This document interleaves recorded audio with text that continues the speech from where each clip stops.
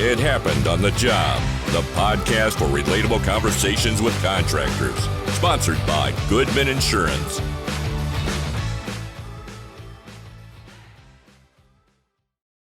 Welcome to It Happened on the Job, episode 116 today. Our guests are, let me go with us first, like I always do. My name is Mike. That's Brian. Yo. Our guests today, joining us in tandem over there, we got Rob and Shawna from O'Donnell Plastering. How you guys doing? Doing well. Good, thank you. Thanks for joining us. We appreciate you taking the time to come on here and hang out with us.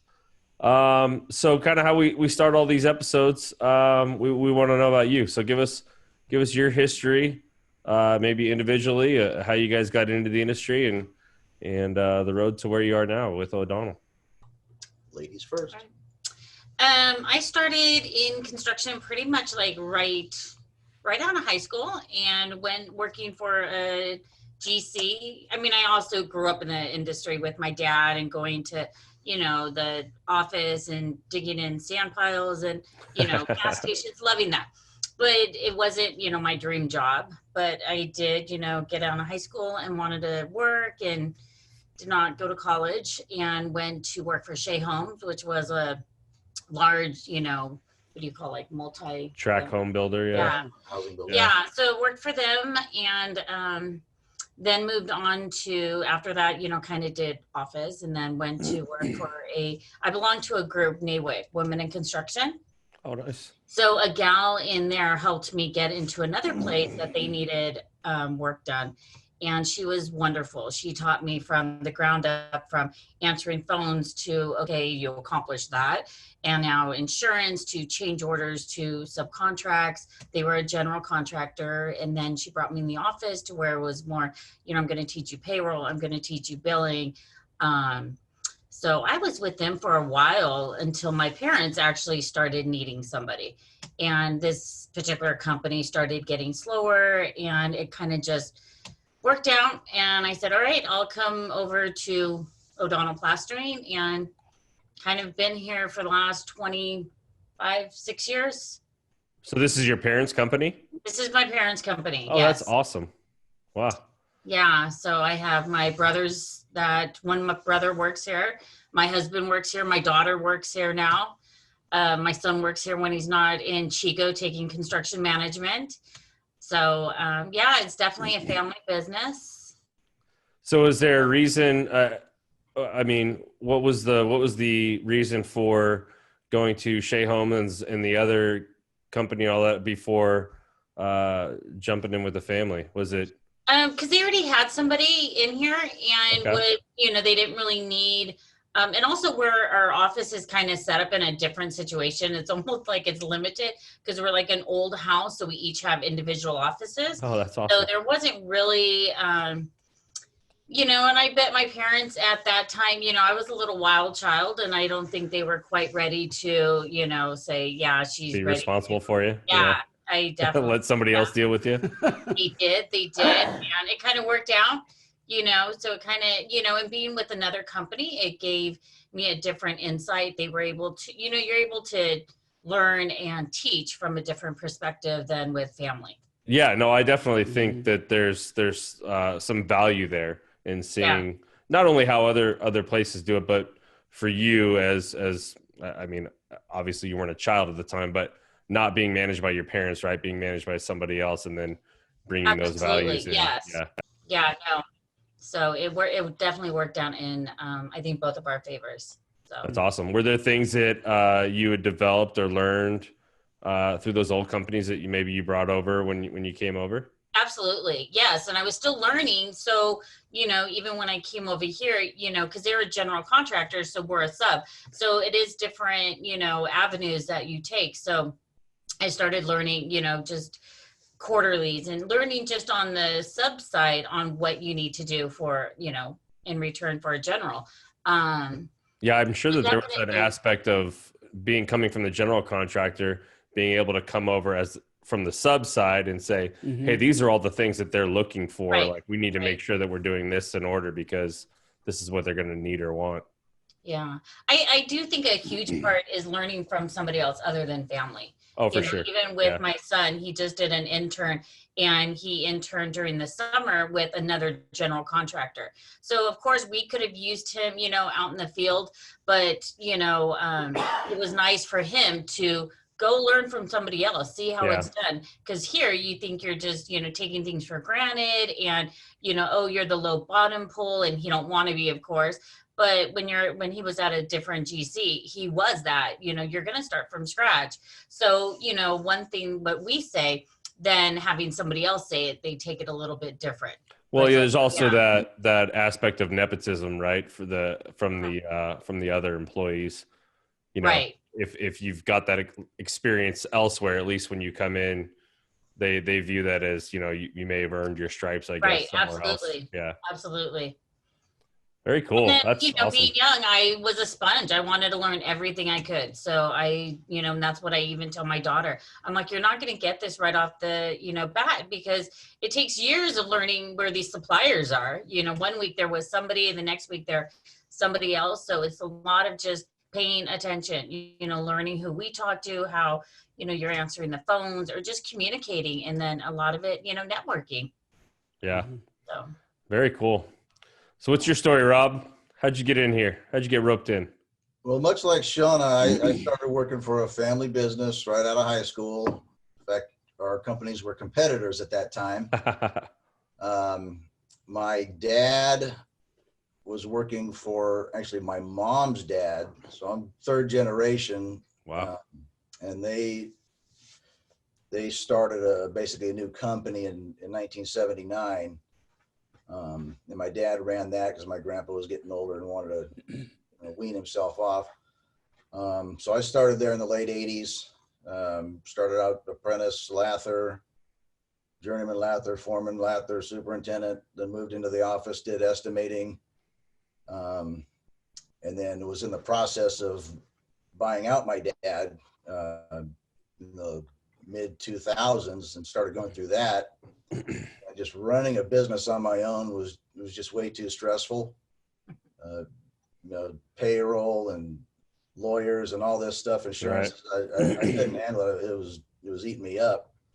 So we ended up not selling the business.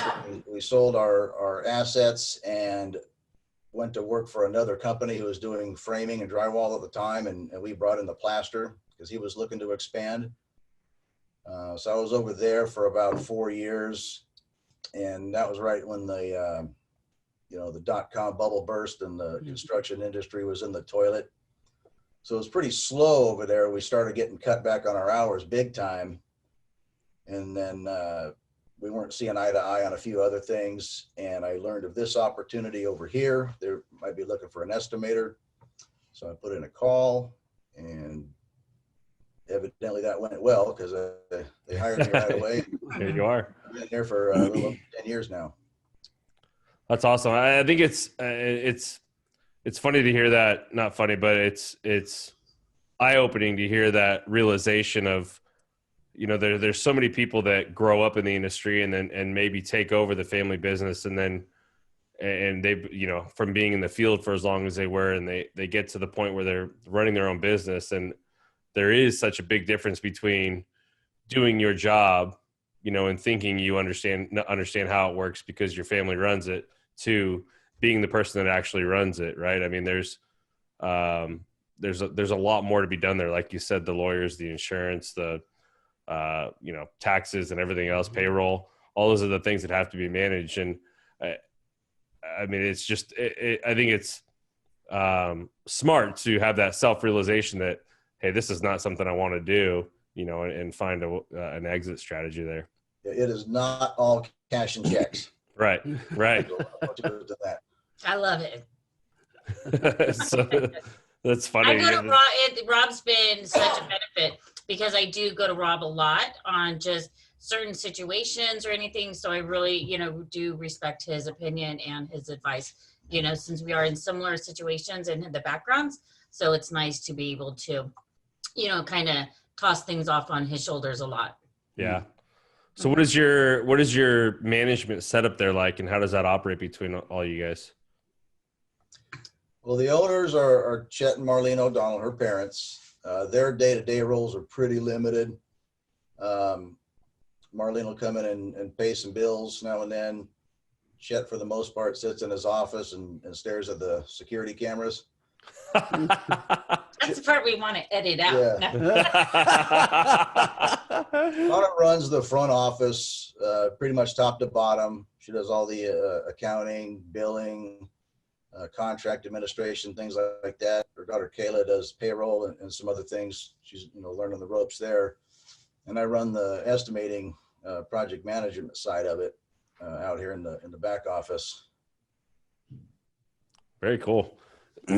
So are your parents involved in management decisions or anything like that, or who's kind of it kind of varies. It kind of varies on what's coming up. My dad, he built the company, so we've been in business since 1972. So I mean, this is his baby. Right. He wants to be involved as much as he can. So he does, the guys do, he'll every day if somebody comes in, because he does love coming in here almost 7 days a week still. And he does enjoy, hey, how's that job going? What's going on? If he hears something, I have to tell these guys, limit what you say sometimes, because, he does, he wants to get involved, and, you have to let, my brother runs the plastering side of it. So he's well capable of handling that. And then we have a lab superintendent. And so we have a good management team that can handle it, so, but they do love to stay involved. And my mom, exactly, old school, loves to know where that penny is. So, we have to, be as frugal as we can, but, also tell her, these things are needed. So we have to get them. She likes to see, just what's coming in and what's going out. But we do pretty much run, the day-to-day operations. That's good. That's cool. It's fun that they're still involved. Yeah, and I'd say that's wise to be able to have somebody that started the company so long ago and still is so much experience. Yeah. Experience and involved and know where things are going and what's happening. And then to be able to rely on him from time to time when you guys bring him in and to rely on his expertise. And I feel like that's missing, especially in today's day and age. There's so much reliance on technology, which is a good thing. There are some really good tools that come from that. But I think there's something to be said for somebody that's been around. Especially in what you guys do, right? It's so specialized. Right. It's one of those things that you don't ever really foresee a robot doing, right? I mean, that's true. Yeah. No, a lot of it is communication, and exactly. I think, because I do, and I know Rob would, I think, feel the same way. My parents definitely 100% feel, they could step away and they know the company would be fine, but they do enjoy, being there and knowing, and they want to feel valued also. Right. I think it's also that, generate, they don't want to feel like they're not needed. Right. So. Yeah. Chet sits in our Monday morning meetings we have out here in the field. We go over what we're going to be doing that week. He's rolling at 6:30 in the morning before half the crew gets here. And then he'll be ready to go for the meeting. Very cool. That's rad. That's rad. So kind of on that specialization that you guys have in your trade, I have to imagine that field employees are probably tough to come by. How are you guys going about finding new help when you guys need it? Well, when we have a need for somebody, the first place to go is a union hall or a union shop. Oh, you guys are union. Okay. So it makes it a little easier for you. Okay. Lather's out of the carpenters union and the plasterers are in the cement masons. So that's your first avenue. But even that is slim pickings sometimes because for whatever reason, COVID or not, construction's still booming around here. Bay Area. So if we can't find anybody, there's a few other people we'll go to, other companies, and try to borrow guys. And then just tell the contractor, sorry, can't get anybody. That's the last resort. It has come to that a time or two. Yeah. Is that more so now with COVID as it is? Or, I mean, I know there's been a shortage of labor for a while now overall, but is it just gotten worse, or how would you kind of rate that? I don't think it's gotten any worse with that regard because, like I said, construction hasn't really stopped. Yeah. It slowed down a little bit at first when no one really knew what was going on. Right.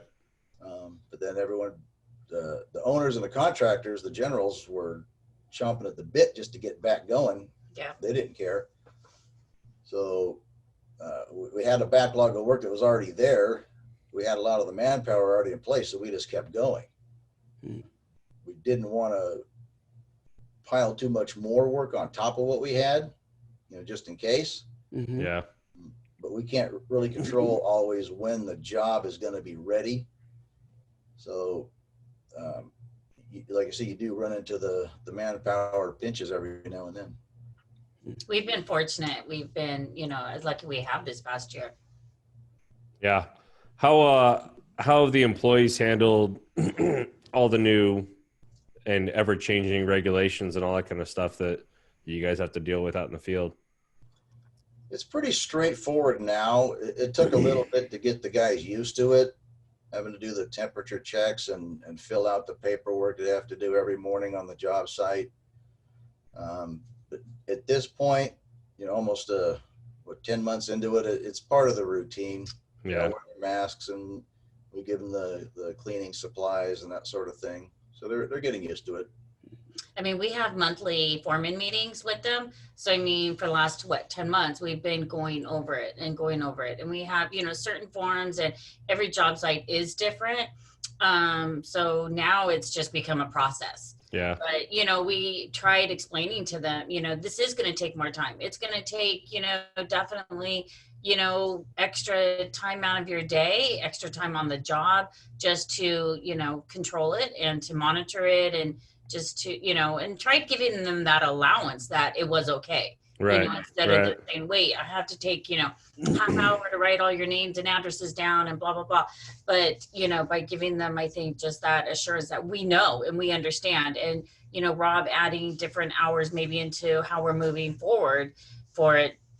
I think they're now like, this is, what it is. It is what it is. Yeah. It's not even the new normal. This is life now. Yeah. This is life. Yeah.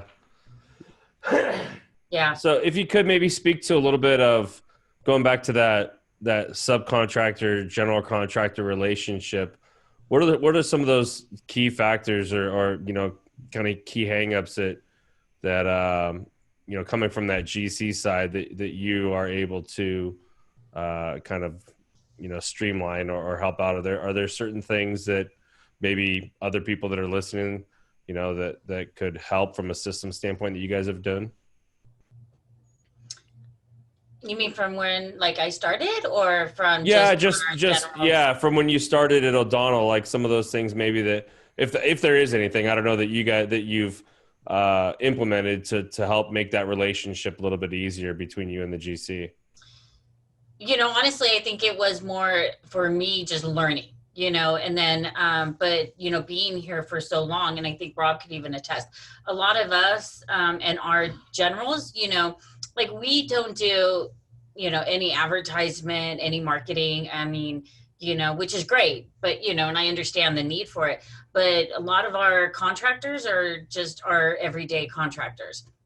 So we've established such great, I think, relationships, and, working for a GC that we've worked for, like DevCon, 40 plus years. Wow. What they're expecting. They know what they could expect from us. So we have that, what do you call it? Like, your core relationship. That rapport, and that relationship. That we know they need, this safety thing. They need this paperwork. They want this out in the field. So when we have these repeated customers, it builds that relationship where we already know, what they want. Or if it's something new, they'll say, okay, well, we need to implement this. So it's kind of like, I think they already know what to expect from us, as well as vice versa. Yeah. Well, it sounds like it's probably a lot easier. Yeah. It's, you guys have a pretty nice situation where you have, repeat general contract. How often are you guys doing work for somebody new that you've never really worked for before? Is that something you guys do often? We'll get, once or twice a year, we'll get a contract we've never heard of and do a project or two. And sometimes it keeps going. There's still some new companies that are popping up around here, generals that might split off from an existing one. We've got a couple of those we're working with. But then they've also known us, and they've known us in the background. But you get some out of the blue. I got one from Wisconsin this week looking at something here locally. Really? It's a union job. Normally I wouldn't go that route, but this particular job has to be union, so we'll take a look at it. And So, like to what Shawna was saying, was that because of a previous relationship, or was that just how are some of those jobs coming from like out of state? This one, I think it's for a mall. So that contractor, I believe, had a relationship with the mall owner. They might do all their stuff all over the country. Yep. I haven't dug into it that deep but yet. I think also being union, that weeds down a lot of the other ones. Right. And in our area, I believe we are the only lath and plaster only, that's all we do is lath and plaster. Right. I mean, along with maybe EFIS, some little bit of fireproofing. I know you hate that word. He hates fireproofing. But, compared to our competitors where they do, the drywall, acoustical, and then they have lath and plaster division. But we're the only ones in Northern California. Well, There's a couple. very few. So you can count them on one hand, the number of Right. plastering shops still around. So we're, kind of unique in our own little circle over here, I feel, and, can take advantage of those kind of opportunities that come up. Absolutely. So is there, you said you don't do a lot of marketing. Is that something you guys just haven't had to do, or there hasn't been a need there, or is it? One thing I don't have is a shortage of bidding opportunities. Yeah. That's great. The emails, they're burning up. I thought I was going to get a break over, the holidays last year. No, budget, bid, which is still a little bit surprising with the COVID. Yeah. It's still going on like that, but as long as they're bidding, I'll keep at it. And how far out are you guys typically? Sorry? How far out are you guys typically bidding work? Right now, I'm looking at stuff that's going into 2022. That's good. Even a little beyond. We're pretty full for all of this year. Got a lot of work on the books for this year, and most of it is backloaded towards the end of the year. So I don't want to pile on any more for that time. So we're looking 22 and beyond. Wow, that's awesome. That's good to have that security for a little while. Yeah. Yeah. And what I was going to say is we just revamped our website, but then a lot of, when we have a contact us area, a lot of those are the residential contractors, and we don't do, really very much residential work at all over here. So that's really, why we don't market as much is because we do have the repeated generals that we work for that keep us fairly busy. But then again, going to the old school, my father, he would plaster the world if he could. There's no job too small. It's like, oh, he needs it. Let's get it. Let's, because truly, I don't think there's a person out there that can't say, he just loves seeing the doors open. He wants to see the guys working. That's what keeps him, going. Just, he wants to be able to provide for, these men and have them make a good wage and, keep them busy. So having your parents involved, obviously they were. My mom would shut the doors tomorrow. Yeah, she's like, no, we don't need any more work. We're good. Get it. Yeah. Go sit on a beach somewhere with some drinks. Yeah. She just don't, that's her old school. She just, no. So having them involved and having them from that mindset of, the shaking hands and the networking and the person to person and everything on yellow tabs and all that kind of stuff. What was the transition like? And maybe, I don't know if you guys do, I guess we should probably ask that first, from a technology standpoint and, all the newer stuff that's in now, how has that transition been? And maybe how have they been through that, transition as well? My dad, more open definitely than my mom. Just because my mom's not exposed to it as much Right. as, my dad with being out here and then me explaining it to him. But we do, get the iPads. We do. And that was a struggle too. Like, why do they need them out there? And, or PlanGrid or just, On Center or just the newer technology that I think we are moving into that direction. But it is a challenge, just getting, what, to give them, or, to explain why we need it and to explain the benefit of it, the pros and cons so much. But they're definitely, but then me and my dad also belong to a bunch of organizations. We sit on some union trust funds. So we're, he hears it. He hears where the, future is heading to. So that's why I think he's a little bit more open to it. Just being exposed to it. Right. Yeah, as long as there's a rationale for it and we can Right. convince them that it's actually something we need, they'll usually go for it. I haven't flat out said no for anything. Right. Might take a little convincing once in a while. You have to, plunk down some coin for it. But we're evolving slowly. It wasn't but a couple of years ago, I started using the on-screen takeoff system. It was all paper and plans and a pencil and a scale tape. Right. So even myself, I'm having to force myself to learn the new technology here.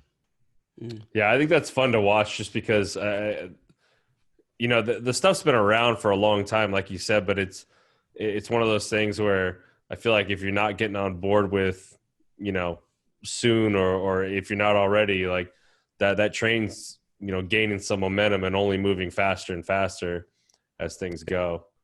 Absolutely. So I think you guys are in a cool spot where you have so much experience, but also some youth, right?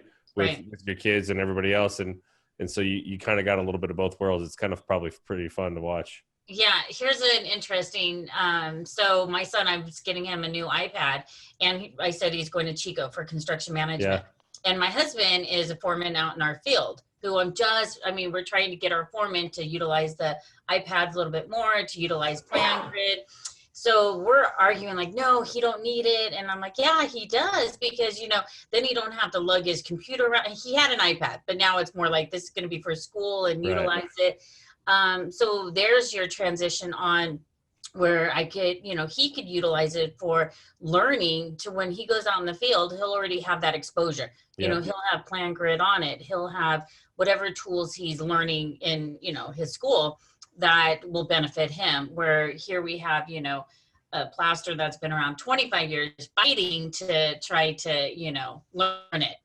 So it is, exactly a train moving fast, and they need to jump on board. Yeah, that's awesome. Yeah, that's fun. It's cool because that's kind of what we're doing here, right? I mean, we're pushing the construction into, this digital kind of space where it typically isn't. So it's fun hearing those stories for sure. Well, and it's a struggle too at times. You know? I think that's kind of the, like, if you call it beauty. It sounds so poetic, but I remember 1998, my dad gave me a cell phone. I was a junior in college, and I said, I don't want that. I don't need a cell phone. I don't want anybody to find me wherever I'm at. I'm good. And, this very unique kind of generation of people where we grew up, if you had a computer in the 80s, you were a nerd, you know what I mean? And now it's like, the world is run by. Now that you're holding them in your hands. In your pocket, right? Yeah. So there's this very strange transitional generation that we have right now. And then in the next, 10, 20 years, it's going to be a whole nother world. You know what I mean? Yeah. And it already is going that direction, but it's going to be faster and bigger. And so very interesting to see. I think we live in a very neat, cool, interesting time where we get to see the transition from, pencil and paper to, complete automation. Exactly. Yeah. I still think there's something to be said for a pencil and paper or a pen and paper, but yeah, pretty cool. Absolutely. You're using the on-screen now, but you need to know how to do it old school too. Yep. Yeah. You're in a pinch. You got to be able to scale something off and take your measurements and do a takeoff that way in the field. Yep. And the stuff we're going to be doing in 5 years hasn't even been invented yet. Yep. Who knows what? Right. Yeah. Well, and I think that's what's super cool, Rob, with you in the picture and with Chet still in the picture, you have this experience, you have wisdom that's there to help some of these young guys. So when these things break, they can fall back on something and actually have a skill set that's there, as simple as it sounds, that they can utilize when they're in trouble. Well, there's also something to be said for knowing what the computer is doing and why they're doing it, right? Like rather than just relying on it. Yeah. There's something to be said for having that knowledge of what it's doing, why it's doing, and how it's doing it. Yeah, you still have to do the takeoff on the computer. You need to know where your work is and how to find it. Yep. You know your way around a set of blueprints. Yeah. Absolutely. Very cool. So what are some of the things maybe that you guys struggle with on a day-to-day basis, or some hurdles that you guys kind of have to manage as you're going through? The biggest problem I'm seeing right now are general contractors overcommitting on schedules to the owners, giving unrealistic dates for us to complete our work. Because everything is super expensive construction-wise, construction loans around here. Yeah. We do predominantly commercial work, and that's predominantly union. So it's a lot of money, and they want to get these buildings leased as soon as possible. Yep. So the contractor tell them, okay, yeah, we can do it in 10 months, or we can do it in 11 months. And it should be 12, 13, 14 months. And it usually ends up being 12 or 13, 14 months. But you're fighting with them the whole time. That's probably the biggest hiccup we're having right now. Do you guys have much input during that bidding process as far as your schedule goes? Once in a while. Sometimes they'll issue a pre-bid schedule, and those are usually pretty generic. I might just say exterior skin, 150 days. They won't break it down by trade. Right. If the contractor is very helpful, they will ask your input. Hey, how long do you need?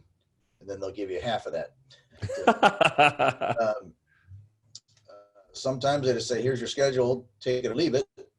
And you tell them, all right, it says 10 days. I'm going to tell you I need 20. And we'll just leave it as a stalemate, because that's what it's going to take. Right. It sounds a lot like working with my wife when I tell her to go shopping for something. How much is that going to cost? It's going to cost $300. All right, here's $150. Go for it. Figure it out. Figure it out. Well, and I feel like Make it work. Yeah, you're right. So is that something that you're seeing more so now in the last few years? That sense of almost urgency. Yeah, that contrived sense of urgency. Yeah, and there's a lot of forced overtime. They want you to finish these jobs. They'll pick up the cost usually, but they almost expect that you're going to be working 6 days a week, which is okay once in a while, but the guys need a little time burn off them out. Yeah. Right. Yeah. Interesting. Oh. That's cool. It's got to be frustrating. That is a fight. Yeah. So what's the future look like for you guys? Are there plans, maybe geographically to expand or develop new relationships or new verticals, or you guys pretty? No, I think our footprint's going to stay pretty much the same. We'll go down to Monterey. We'll go up to San Francisco, out to the East Bay a little bit. I don't want to cross any bridges. So we'll stay on the side of the bay. And we're not going to go into the Central Valley or Sacramento area. There's so much work here right now. There's no need to do it. Yeah. So we're just going to, I would say we're just going to stay on the path we're on right now. Yeah. That's a blessing. Yeah. I mean, if you're comfortable and everything's running right and the pistons are all operating in unison. We've hit a sweet spot here in the last few years where everything seems to be clicking finally. So don't mess it up. Yeah. Don't rock the boat, right? Don't break it if it's not. Yeah. That's or awesome. Don't fix it if it's not broke. Yeah. Very cool, man. Well, we appreciate the time, guys. We'll let you run and get on with your day and plaster the world. Thank you. Out there. We appreciate it. Before we let you go, we want to let everybody know where to find you if they want to get a hold of you. If you got websites or phone numbers, emails, however you can get a hold of you.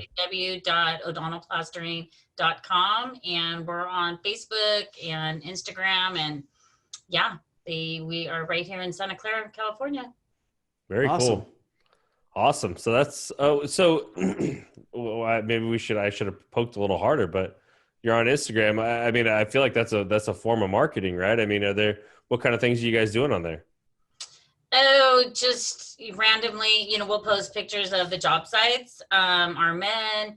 So it's more, I think when I've noticed it, it's more of our men going on there looking, or, some other, it's more just, I guess I don't look at it as marketing. It's more like showing off, projects and being able to highlight, our employees. Some brand awareness and yeah. I mean, I think it's a great, what I want to say. It's almost like when maybe somebody knows who you are, but hasn't worked with you, but they're able to see some of the things you're able to do and how you guys do it and the work you guys have done. It creates kind of validity. Yeah, sets the stage before they even talk to you. So that's cool. I mean, I'll even talk to, a friend of, mine, and they'll be like, oh, wow, you mean you did that job? I was thinking you guys just did this. And it's like, oh yeah, no, so it gives somebody else, a little bit of knowledge on the projects we do and the work we do. Well, a lot of people still will say, oh, do you do stucco? Yes, we do. But they don't realize, the difference between stucco and plaster, or, we'll still get calls like for pools and no. Yeah. That's cool. No, that's awesome. We'll have to connect. We'll make sure we tag you and all this stuff when we post and all that stuff. Absolutely. Thank you. Very cool. Well, thanks guys. We appreciate it. Have a great day. Stay safe out there and keep in touch. Thank you. You too. Take it easy. Thanks guys. All right, guys. Thank you. Hey, thanks for listening. And if you've made it this far, go ahead and give us a like or 5 stars or whatever means you like us. Make sure to subscribe so you don't miss our next episode. And check out our website for more video content and extras. While you're there, shoot us a message if you want to be a guest. We'd love to have you on. Thanks again, and we'll see you next time.